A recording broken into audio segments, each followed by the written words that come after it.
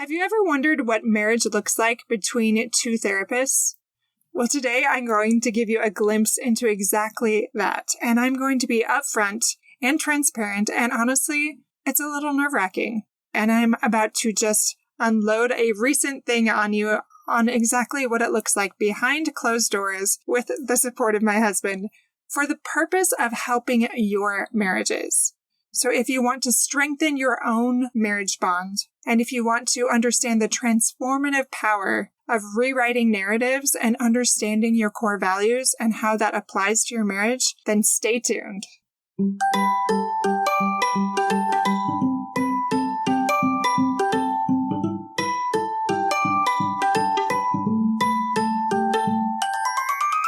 Hey parents, welcome to Fulfillment Therapy. Do you want to raise your kids better and have a stronger marriage? Are you up late at night researching marriage and parenting tools and self-care tips? Do you start each day hoping for deeper connections and less chaos, but it ends with family arguments and going 12 different directions again? My name's Kendra, wife, mom, therapist, and growth enthusiast. It wasn't until I discovered how to fulfill my unmet needs that I was finally able to show up as my best self as a spouse and parent. I realized that by meeting my needs, I could more fully meet the needs of my family with more energy and less resentment. In this podcast, I teach parents skills like boundary setting, prioritizing personal needs, communication, and claiming ownership. Just like my clients, you'll be shocked by the improvement in your marriage, parenting, and personal life when you focus on fulfilling your important unmet needs. Ready to prioritize yourself so you can quit mentally throat punching people? Then grab those earbuds and head outside, and let's walk and talk.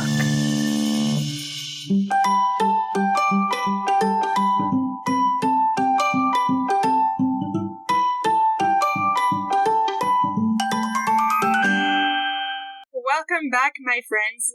This is episode number 127. I feel like lately I've been talking so much about values, and it came up yet again.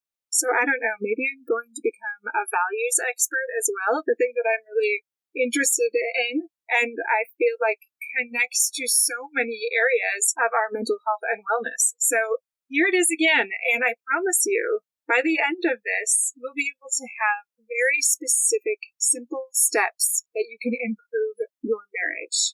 So let's jump right into it. I want to start off with a story, like I mentioned in the beginning, a vulnerability alert here. I am often okay with sharing what happens behind closed doors in my parenting and my personal life. I don't want to ever give off airs that I am more than the average human, because like everybody, we are going through the human experience, and sadly, we have our own weaknesses. So I'm going to share a little bit about that with you today. So recently, I have mentioned that my husband had a job change. He lost his job unexpectedly for things outside of his control, and we had been struggling since then to really reconnect and improve our relationship and get back on track. And I see these types of things a lot with my clients. It's like something outside of your control happens, and it kind of stirs things up a little bit, and it takes you a little while to get that equilibrium back. Well, I was thinking about you listeners and also my clients, and so many marriage struggles are universal in this way. So as I was thinking about your own stories in session, and it reminded me of this experience with my husband. And we just recently sat down a few days ago, early one Sunday morning, and we just talked everything out for a couple of hours before anyone was awake, and we were really able to finally make some headway. Now, if you're wondering what those major takeaways were between two therapists, stay tuned, because I'm going to tell you all about it. And I really do believe it's going to change your marriage like it is already changing ours. And it kind of surprises me, actually, that we didn't arrive at some of these conclusions much earlier.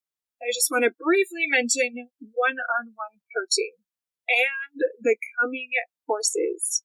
If you are ready to take your life to the next level, your personal life, your marriage, and your parenting, I'm going to combine all of the insights, all of my favorite tools, all of the skills from not only me, but I'm going to get my husband's buy-in and all of these things. So collectively think of all those hundreds of clients and those experiences, like what works the best for people. We're going to find all those things. We're going to collect those things. We're going to design and develop those things, and we're going to deliver them to you. Like what will help you most in a 12-week period become your best self and get out of that survival mode and stop putting out fires, but move towards greater growth, greater creativity, a greater fulfillment of who you were meant to be.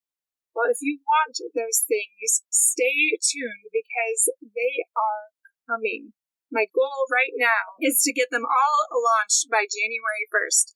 Now, I can't guarantee that at the moment, but I am working hard to make that happen. So please stay tuned for massive things that will be coming January 1st. Hopefully, that date might shift slightly, but that is the plan. So be watchful, check in the show notes, check out the website, all of those things for more information coming. All right, back to our training. Let's talk about improving your marriage and how we can do that. How can we reconnect when things throw us off a little bit? I mentioned values earlier, and I want to go back to that on how it applies in marriages, which even I did not see. So in marriage, conflicts often come up due to those different core values between partners. Recognizing and understanding these values can be really crucial in resolving conflicts and also fostering that compromise. When we understand what drives each person's beliefs and actions, you can really gain insight into why these conflicts are occurring and how you can navigate them more effectively. So think about your own conflicts that you've had in your marriage recently. When you think about what your top values are, hopefully you've done that worksheet that I put in for a few episodes a little bit ago. Or can you think about maybe what your spouse's top values are? This is very important, and I'll illustrate that by finishing my story with my husband and I in just a moment. But think about what it might be for you. Do you know what they are? And if not, please do that exercise. I'll try to remember to put it in the show notes yet again. So as you think about those values, I want you to think about compromise. Compromise becomes not just about giving in, but about finding solutions that honor each person's values and needs. I'm going to give you a quick example here. Maybe somebody really values leadership, and they want a lot of opportunities to develop that in their marriage and in their personal life. And the other person really values maybe even like anonymity or quiet life. And sometimes those can come in conflict with each other, because if one wants to develop their leadership and the other wants to kind of hide in the shadows, there can be this butting of heads. So just think about what that could be for each of you, and maybe even ask your spouse what their top values are, or even look over that list and see if you can identify what you think they might be. We often fall into the trap of viewing conflicts in a marriage as these battles, almost between like this protagonist and this antagonist, where one person is always right and the other person is always wrong. But as you might have discovered in your own marriage, as you untangle that a little bit, you recognize that's not exactly the case. When we reframe the narrative, which I've talked about before, we can see conflicts as clashes between two individuals with valid perspectives. And those are shaped by their unique experiences. That paradigm or that lens that they see life through because of how they were raised or how they tragedies or life experiences that they personally went through. So rather than casting blame, we can recognize that both partners have reasons for their actions and for their reactions. When we shift this perspective, it allows for greater empathy and understanding. And it lays that foundation for constructive dialogue and resolution, like my husband and I had, which I will break down even more in just a moment. I know I'm just building up that suspense, right? There's one other thing I want to talk about first before I go into that. Let's talk about rupture and repair, as well as validation. So when conflicts arise, it's really important to know how to repair those ruptures and validate each other's experiences. This can be done through active listening, through empathy and validation, and those are skills that take a lifetime to improve. And they can always be improved, my friends. I'm still learning how to improve these things. When we offer a validation to our partner, and especially in their feelings and their perspectives, even if we don't agree with them, there's that softening that automatically happens. I can't say automatically. Sometimes it takes a little bit for hearts to soften if there's been this long history of invalidating. But it does happen if you're patient and you stop trying to control it and you just simply do it more often. When we validate each other's experiences, couples can create this safe and supportive environment where open communication is much more likely, and as well as conflict resolution. I'm going to give you a couple quotes and then I'll finally go to our story. John Gottman said, "The quality of your marriage is determined by the quality of your conversations." So think to your recent conversation with your spouse, especially about a rupture or conflict. Was that a very quality conversation? Did it really help? If not, then maybe something needs to be shifted. This next quote is by Barbara Angelis. She said, "Marriage is not a noun, it's a verb. It isn't something you get, it's something you do. It's the way you love your partner every day." So how are we loving our partner? And I'm going to go into a very specific tip that will help with this in just a second. Here's the last quote by Tom Mullen. "Happy marriages begin when we marry the ones we love, and they blossom when we love the ones we marry." That's pretty great, huh? That reminds me, again, that protagonist, that antagonist, like, are we really viewing each other as the good guy or the bad guy? And is that really necessary? All right, here is our story now. Dun, dun, dun. So in our 2-hour conversation about how to improve our marriage, we learned a lot of things. We realized that our core values were conflicting. So some of my top values, like I mentioned in the past, are autonomy and security and fun. And his are collaboration and connection and inclusion. Now, we both appreciate both of these things, but I value mine above what he values, and because we're made differently, and that's for a beautiful purpose. And because I'd recently been doing podcasts on values were at the forefront of my mind when we were having this conversation, and I realized as he was talking that our values were conflicting, and we were both trying to protect our values without even realizing it. We were going into this cycle and this pattern, or this dance. Those are kind of interchangeable, but just think of it however it resonates the most. This cycle that you keep repeating over and over, or this pattern, or this dance that you keep having. I see this all the time in my couples too. He would feel sad when he would make bids in our relationship to connect that I wouldn't pick up on, especially when I was distracted.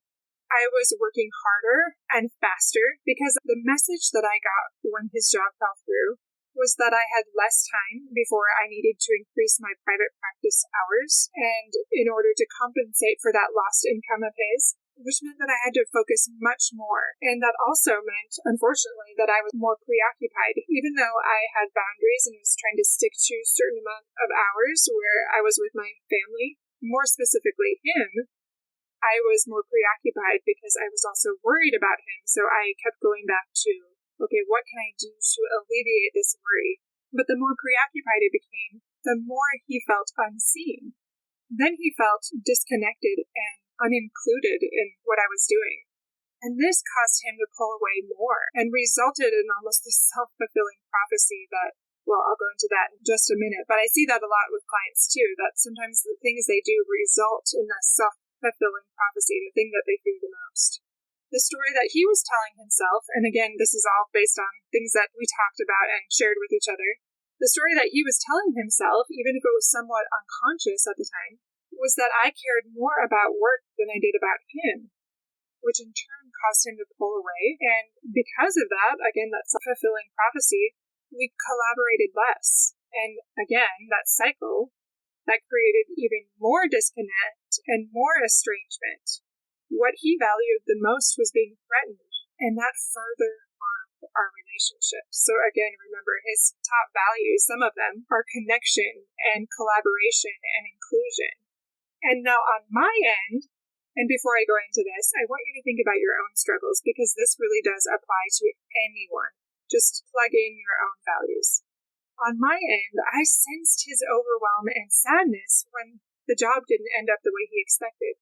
And I felt him pulling away And I attributed that to financial stress and the weight of that financial uncertainty and that career uncertainty, especially when it comes to providing for a family of 7. And we had talked about it. And based on the information that I got, the story that I then told myself was that I needed to be more focused on work so I could alleviate his stress by helping him more financially. So as I did this, what I thought was being very loving and supportive, and as I also told him that whatever he needed to do with work was fine and we'd figure it out, like I did all of the things that I felt would cause more connection. Maybe not all of them. Was I always on my A game? Definitely not. But I really did believe that I was doing my best in so many ways. And not only that, but as he felt more threatened and insecure and uncared for, unattended to, he acted a little more negatively, and he acted a little more disappointed or angry. And as he did that, I pulled away too. And as I pulled away and became more insecure and sad about our disconnect that was confusing, then I started to think about my own values and how they felt threatened as well. So the more that he talked about those problems, I started to feel like my independence was being threatened. And I'd have less time and definitely less fun, especially as we had to cancel some of the things that we had planned due to those life changes that we didn't anticipate. Well, all of those things threatened my values of that autonomy or that independence and that fun and that safety, especially because, again, safety came down to also financial and relational insecurity that was definitely being threatened. All my husband really wanted was to live according to his values. He wanted to feel seen. He wanted to feel heard. He wanted to connect and collaborate. But I was loving him in the way that I would have wanted it, not in the way that he needed it. And this kind of reminds me of love languages as well, but this is more from the lens that I actually haven't heard it before, from the lens of our values. I was helping him create greater independence, or I was trying to do that for our family. I was trying to create that greater financial safety. And again, because that's what I loved the most. Now, after we talked, you can understand how our conversation suddenly shifted. Now, there didn't have to be a bad guy, and there wasn't any ill intent. There was just mixed messaging. So our communication wasn't as clear as we thought it was. We were both putting bids into the relationship. We both thought we were helping, but in the way we'd want it and not in the way the other person needed it. So we were acting through the lens of our own values and not our spouse's values. This is very normal and human and makes sense, but it does not help us reconnect. So again, think about your own relationship. Can you think what your spouse might be valuing most? Can you imagine that last conflict that you had? Maybe you were not able to reconnect, and maybe you really did see each other as the bad guy, and they really did have ill intent. You just know that they did. But time and again with my couples in therapy sessions, you see that as we explore these things, there's suddenly this softening once they realize the other person didn't mean to hurt them. It's just communication breakdown and not understanding the values of the other and delivering them in the way that they needed to be able to protect those things. So once we understood our top values and we changed our story or our narrative, then we repeated back what we heard the other person saying and we validated their experience, just like I talked about a little bit ago. We were able to change our story to one where both of us had good intentions. None of us was the bad guy. We just had different life experiences, and we're telling our stories through a different lens. So we kept checking in about our interpretations, and we did this collaboratively, which my husband appreciated. And we could tell our story in a much more accurate way together, which I'm still working on. So after that, we didn't stop there. We came up with a game plan. And please, feel free to use this yourself. Honestly, I think this is another one of those billion-dollar tips.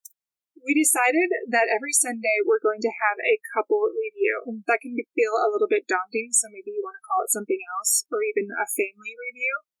That might feel less scary. And we chose Sunday for this because our Sunday mornings are pretty relaxed since our churches later and there's not a lot going on with the children or anything. So we'll set a timer. Maybe you started off initially a little longer as you're getting into the habit, but whatever it is, you decide on a time, maybe 30 minutes, maybe an hour. And this is the one time a week where we're going to talk about issues, because my feedback was a little bit like we're too problem focused sometimes. We go too much into therapist mode. Now, maybe you don't go into therapist mode, but maybe you talk about problems. And my request was that we put parameters on that, and we don't talk about it all the time. And my husband even suggested that we don't even talk about it at home. Like, we go for a walk, we go for a drive, and we let our home be a sanctuary. It's okay to talk about problems, but when that becomes your full focus, it can really detract from the harmony at home too. So in this meeting, we'll discuss the bids we've seen as our partner has given bids to connect in that relationship, as well as the bids we've personally given. Like, what have we put into that relationship to connect? We'll also discuss how we're prioritizing what's important. So that's as a couple, as a family, as individuals. Like, how are we making things a priority that really matter with our connected values, which are spirituality, family, things like that. Not only that, but we also are going to talk about how are we protecting our own values and respecting and protecting the values of the other, or the boundaries that they set around their values, without trying to change them. I don't know if you remember that episode not too long ago with Dr. Mullen, and he talked about how important it is to remember what you loved about your spouse from the beginning, because that's what really drew you to one another, was your differences. You value different things, and that can be very attractive if you're not so focused on trying to change them. Because I promise you, like I see with my clients all the time, sometimes they divorce, they move on to the next relationship, and it's still a problem because they don't learn to value and respect the differences in one another. So just in quick summary, understanding those core values and reframing those narratives, as well as practicing that empathy and validation, are such crucial steps in improving your marriage and fostering that fulfillment. When we embrace these principles, these little tips that I mentioned, we can really navigate these conflicts with grace and strengthen that bond together. This will allow you to create a marriage grounded in mutual respect and understanding and love, and know what that will do for your children and for generations to come. Think about the ripples you are creating now. Now, are they the ripples you want to create? Are they negative ripples of contention and disharmony and misunderstanding? Or are they ripples of love and connection and mutual respect? That is all I have for you today, my friends. Thank you, as always, for listening. If you wouldn't mind, if you haven't already, please go and leave a review. It's important because that's how we get seen. I wish we didn't have to worry about those things, but unfortunately, that is the reality. The more you share, the more you leave reviews, the more we can spread those ripples. And even your small, meager review or share or comment on social media, all of those things have lasting ripples that really do bring light and growth and help to others that need it. So thank you for those of you that have shared and have left a review. It is much appreciated. I will see you back here in a few days with even more information to improve your personal growth, your marriage, and your parenting. Until then, my friends.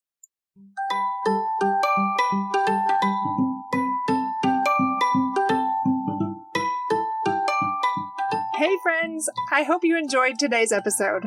If you did, chances are someone else would too. Would you take 30 seconds to share this with a friend who's looking for greater family fulfillment?